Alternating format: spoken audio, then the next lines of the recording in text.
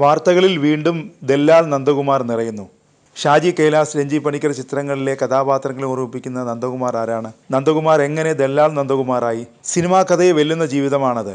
ആ ജീവിതകഥയിൽ നായകനായും വില്ലനായും നിറഞ്ഞു നിൽക്കുന്നുണ്ട് നന്ദകുമാർ. ആലപ്പുഴ നെടുമുടി താന്നിക്കൽ ഗോപിനാഥൻ നായരുടെയും ശാന്തകുമാരിയുടെയും 2 മക്കളിൽ ഒരാളാണ് ടി.ജി. നന്ദകുമാർ. പെട്രോളിയം ഔട്ട്ലെറ്റ് ജീവനക്കാരനായിരുന്നു അച്ഛൻ ഗോപിനാഥൻ നായർ. 1977 അച്ഛൻ്റെ മരണശേഷം കുടുംബത്തിൻ്റെ ഉത്തരവാദിത്വം നന്ദകുമാർ ചുമലിലേറ്റി.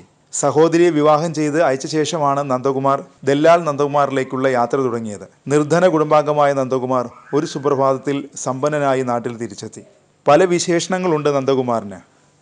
ന്യായാധിപന്മാരെ സ്വാധീനിക്കുന്ന വ്യവഹാര ദല്ലാൽ, കോർപ്പറേറ്റുകളും രാഷ്ട്രീയക്കാരും തമ്മിലുള്ള ഇടനിലക്കാരൻ, അനധികൃത സ്വത്ത് സമ്പാദനത്തിനും ഡാറ്റാ സെൻ്റർ അഴിമതി കേസിലും CBI അന്വേഷണത്തിന് വിജ്ഞാപനം പുറപ്പെടുവിച്ച കേസിലെ പ്രതി, ആദായ നികുതി വകുപ്പിൻ്റെയും ഇൻ്റലിജൻസ് ബ്യൂറോയുടെയും അന്വേഷണം നേരിട്ടയാൾ, മുകേഷ് അംബാനിയുടെയും അദാനിയുടെയും കൺസൾട്ടൻ്റായി പ്രവർത്തിച്ചിരുന്നയാൾ, അങ്ങനെ നിരവധി വിശേഷണങ്ങൾ. വിവാദങ്ങൾ നന്ദകുമാറിനൊപ്പം എന്നും ഉണ്ടായിരുന്നു. ജോമോൻ പുത്തമ്പുരയ്ക്കൽ 2008 DGP രമൺ ശ്രീവാസ്തവയ്ക്ക് നൽകിയ ഒരു പരാതിയിലൂടെയാണ് ആദ്യമായി ടി.ജി. നന്ദകുമാർ വാർത്തയിലെത്തിയത്. സംസ്ഥാന സർക്കാരിൻ്റെ കീഴിലുണ്ടായിരുന്ന ഡേറ്റാ സെൻ്ററിൻ്റെ മേൽനോട്ട ചുമതല അനിൽ അംബാനി ഗ്രൂപ്പിൻ്റെ റിലയൻസ് കമ്മ്യൂണിക്കേഷന് 5.9 കോടി രൂപയ്ക്ക് നൽകിയത് കുറഞ്ഞ ലേലത്തുകക്കാരെ തഴഞ്ഞിട്ടാണെന്ന ആരോപണം ഉയർന്നിരുന്നു. അതിനു പിന്നിൽ പ്രവർത്തിച്ചത് ദല്ലാൽ നന്ദകുമാറാണെന്നും ആരോപണമുണ്ടായി.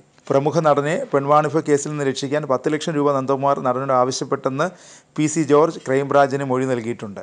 അച്യുതാനന്ദൻ മുഖ്യമന്ത്രിയായിരുന്ന കാലത്ത് റിലയൻസ് ഫ്രഷ് തുടങ്ങുന്നതിന് ഇടതുപക്ഷത്തിൽ നിന്നും എതിർപ്പുണ്ടായപ്പോൾ റിലയൻസുമായി സർക്കാർ നടത്തിയ ചർച്ചയ്ക്ക് ചുക്കാൻ പിടിച്ചത് ദല്ലാൽ നന്ദകുമാറാണെന്ന് ആക്ഷേപമുയർന്നിരുന്നു. സോളാർ പീഡനക്കേസിലെ പരാതിക്കാരിയുടെ കത്ത് അവരുടെ കയ്യിൽ നിന്നും വൻതുക നൽകി നന്ദകുമാർ വാങ്ങിയെന്നും അത് ഒരു ചാനലിലൂടെ പുറത്തുവിടുന്നതിൽ പ്രത്യേക താല്പര്യമെടുത്തുവെന്നും CBI ആരോപിച്ചതും വാർത്തകളിൽ നിറഞ്ഞു. ദുരൂഹതയുടെ ദല്ലാൾ എന്നാണ് വർഷങ്ങൾക്ക് മുമ്പ് ഇന്ത്യ ടുഡേ കവർ സ്റ്റോറിയിൽ നന്ദകുമാറിനെ വിശേഷിപ്പിച്ചത്.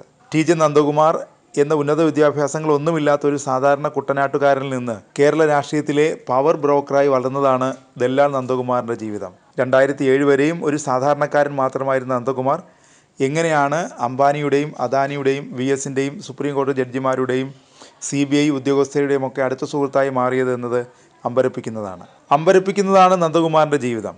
അടിമുടി ദുരൂഹത. ഇടതുപക്ഷക്കാരനാണോ? കോൺഗ്രസ് ആണോ? BJP ആണോ? എന്താണ് ഇയാളുടെ ബിസിനസ്? എവിടെ നിന്നാണ് ഇയാൾക്ക് ഇത്രയും പണം? ആരുടെയെങ്കിലും ബിനാമിയാണോ? എല്ലാം ദുരൂഹമാണ്.